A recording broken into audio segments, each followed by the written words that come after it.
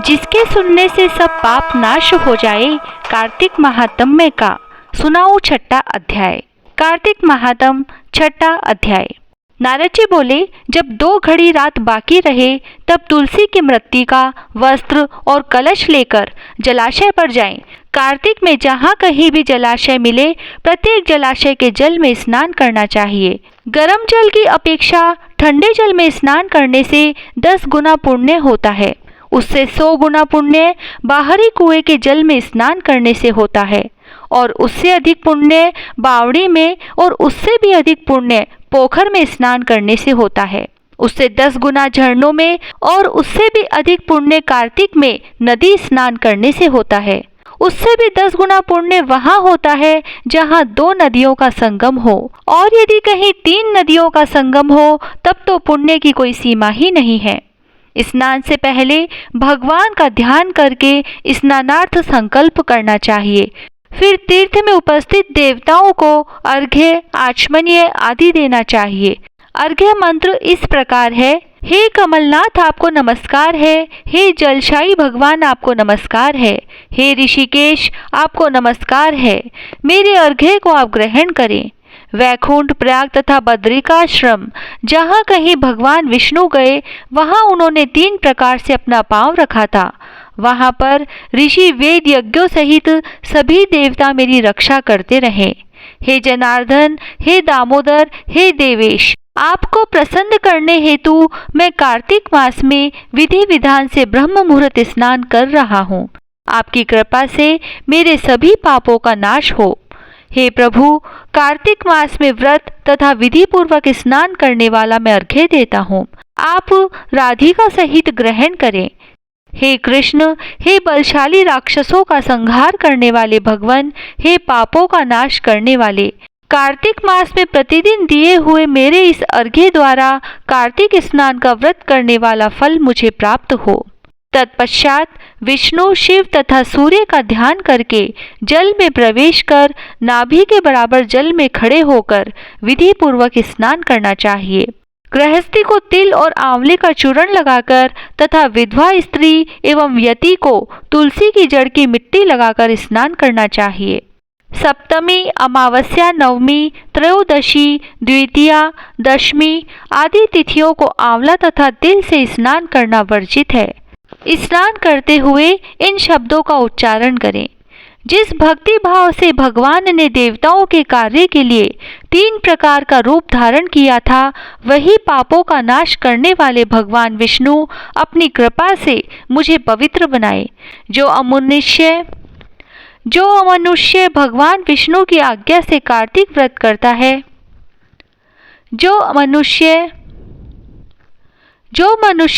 भगवान विष्णु की आज्ञा से कार्तिक व्रत करता है, उसकी इंद्रादि सभी देवता रक्षा करते हैं, इसीलिए वह मुझको पवित्र करे। बीजों, रहस्यों तथा यज्ञों सहित वेदों के मंत्र, कश्यप आदि ऋषि, इंद्रादि देवता मुझे पवित्र करे। अदिति आदि सभी नारियां, यज्ञ, सिद्धि, सर्प और समस्त औषधियां, वे तीनों लोकों के पहाड़ मुझे पवित्र करे। इस प्रकार कहकर स्नान करने के बाद मनुष्य को हाथ में पवित्री धारण करके देवता, ऋषि, मनुष्यों तथा पितरों का विधि पूर्वक तर्पण करना चाहिए। तर्पण करते समय तर्पण में जितने तिल रहते हैं उतने वर्ष पर्यंत व्रती के पितृगण स्वर्ग में वास करते हैं। उसके बाद व्रती को जल से निकलकर शुद्ध वस्त्र धारण करने चाहिए। सभी तीर्थों के सारे कार्यों से निवृत्त होकर पुनः भगवान विष्णु का पूजन करना चाहिए। सभी तीर्थों के सारे देवताओं का स्मरण करके भक्ति पूर्वक सावधान होकर चंदन, फूल और फलों के साथ भगवान विष्णु को फिर से अर्घ्य देना चाहिए। अर्घ्य का मंत्र इस प्रकार है: मैंने पवित्र कार्तिक मास में स्नान किया है। हे विष्णु, राधा के साथ आप मेरे दिए अर्घ्य को ग्रहण करें। तत्पश्चात चंदन, फूल, तांबुल आदि से वेद पाठी ब्राह्मणों का श्रद्धा पूर्वक पूजन करें और बारंबार नमस्कार करें। ब्राह्मणों के दाएं पांव में तीर्थों का वास होता है, मुंह में वेद और समस्त अंगों में देवताओं का वास होता है। अपने कल्याण की इच्छा रखने वाले मनुष्य को इनका न तो अपमान करना चाहिए और न ही इनका विरोध करना चाहिए।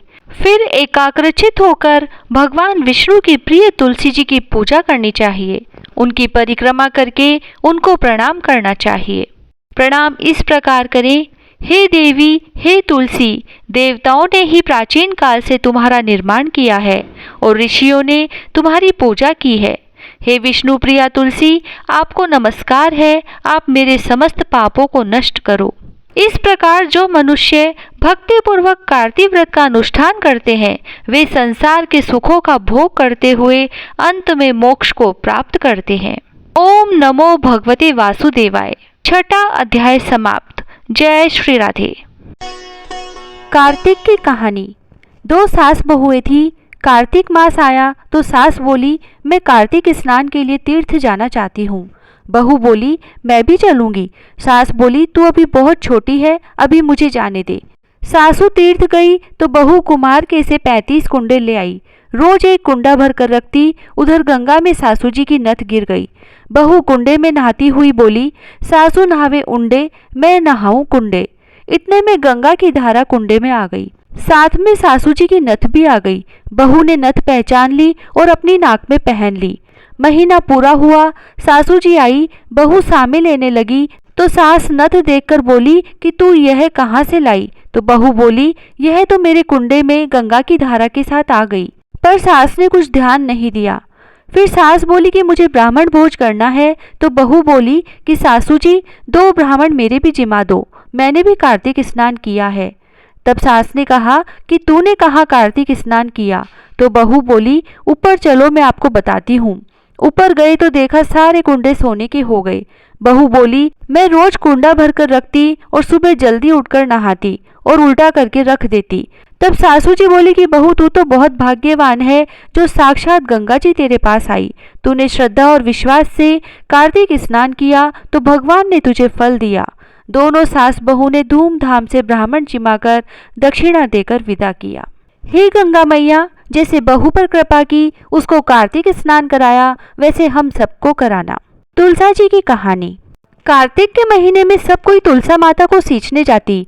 सब कोई तो सींच के आ जाती, पर एक बुढ़िया माई आती और तुलसा माता से रोजाना कहती, तुलसा माता सत की दाता, मैं बिड़ला सींचू तेरा, तू कर निस्तारा मेरा।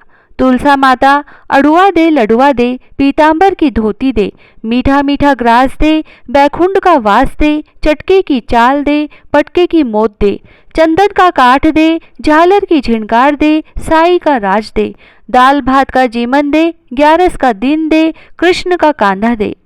इतनी बात सुनकर तुलसा माता सूखने लगी। भगवान ने पूछा कि तुम्हारे पास तो इतनी औरतें आती हैं, तुम्हें जिमाती है, गाती हैं, तो भी तुम कैसे सूखने लगी? तुलसा माता ने कहा कि एक बुढ़िया माई आती है जो रोजाना इतनी बात कहकर जाती है। मैं और तो सब कुछ दे दूंगी, पर आप कृष्ण जी का कांधा कहाँ से दूंगी? थोड़े दिन बाद बुढ़िया माई मर गई। सब कोई उसको उठाने लगे, पर वह इतनी भारी हो गई कि उठे ही नहीं। सब कोई कहने लगे कि पाप घाट की माला फेरती थी जिससे इतनी भारी हो गई। भगवान बूढ़े ब्राह्मण का रूप धारण करके आए। सबसे पूछने लगे कि इतनी भीड़ क्यों हो रही है? सब बोले, एक बुढ़िया मर गई है, पापनी थी, इसीलिए किसी से नहीं उठती। तब भगवान बोले कि इसके कान में मुझे एक बात कहने दो तो यह उठ जाएगी। सबने कहा, तू भी अपने मन की निकाल ले। भगवान ने जाकर उसके कान में कहा, बुढ़िया माई, तू बिड़ला सींचे मेरा, मैं करूँ निस्तारा तेरा। बुढ़िया माई, अड़ुआ ले, गड़ुआ ले, पीतांबर की धोती ले, पटके की मोत ले, मीठा मीठा ग्रास ले, बैकुंठ का वास ले, चटके की चाल ले, चंदन का काठ ले, झालर की झिनकार ले, साई का राज ले, दाल भात का जीमन ले, कृष्ण का कांधा ले। इतना सुनते ही बुढ़िया माई हल्की हो गई। भगवान उसे कांधे पर ले गए और उसकी मुक्ति हो गई। हे तुलसा माता, जैसा उसकी मुक्ति करी ऐसा हमारी करियो, जैसा उसको कांधा दिया वैसे सबको दियो। पीपल पथवारी की कहानी। एक गुजरी थी, उसने अपनी बहू से कहा कि तू दूध दही बेच के आ। वह बेचने गई तो रास्ते में औरतें पीपल पथवारी सींच रही थी। उनको सींचता देखकर बहू ने पूछा कि तुम यह क्या कर रही हो? औरतें बोली कि हम पीपल पथवारी सींच रही हैं, इससे अन्न और धन होता है, 12 वर्ष का बिछड़ा हुआ पति मिल जाता है।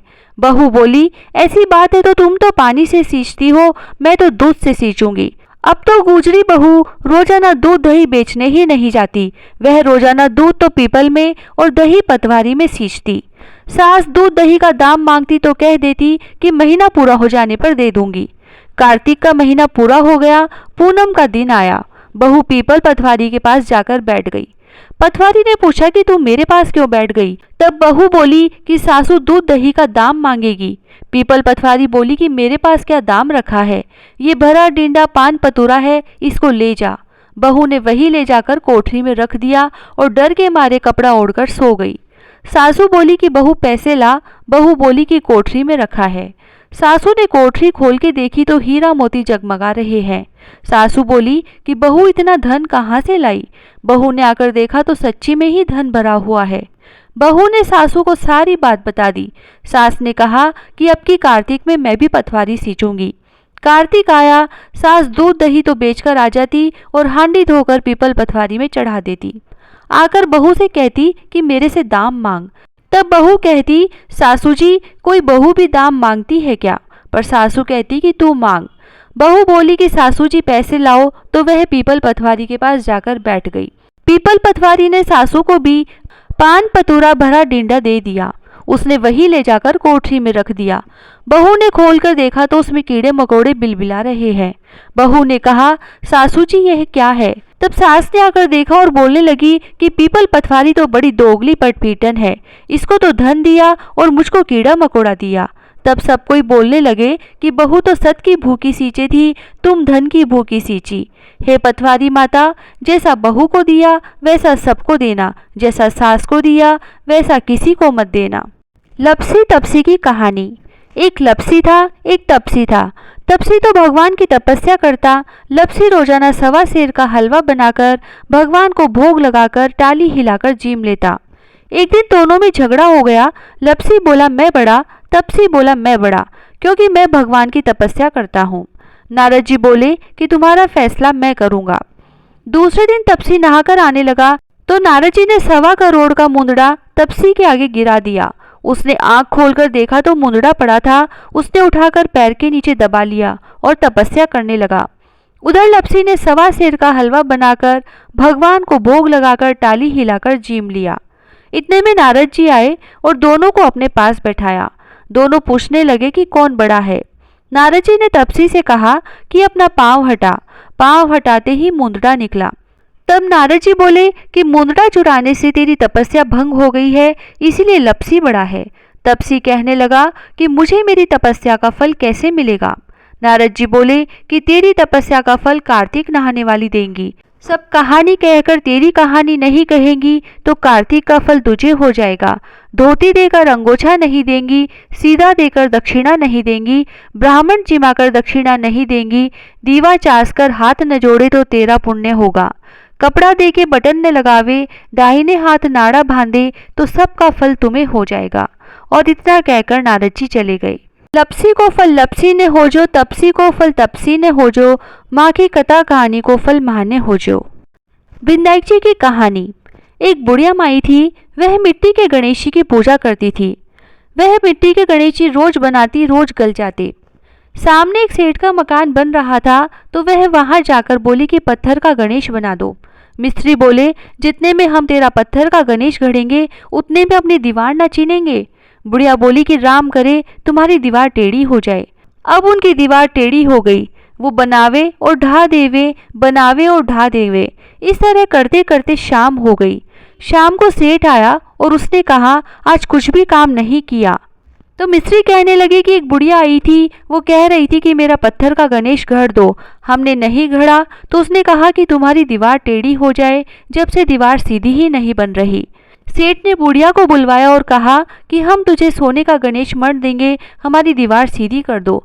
सेठ ने बुढ़िया को सोने का गणेश मंडवा दिया और सेठ जी की दीवार सीधी हो गई। हे विनायक जी महाराज, जैसे सेठ की दीवार सीधी करी वैसे सबकी करना। कहता न सुनता न हुकारा भरता ने सारे परिवार की रक्षा करना। हे कार्तिक महाराज, सबकी मनोकामनाएं पूरी करना, सबकी रक्षा करना। जय श्री राधे।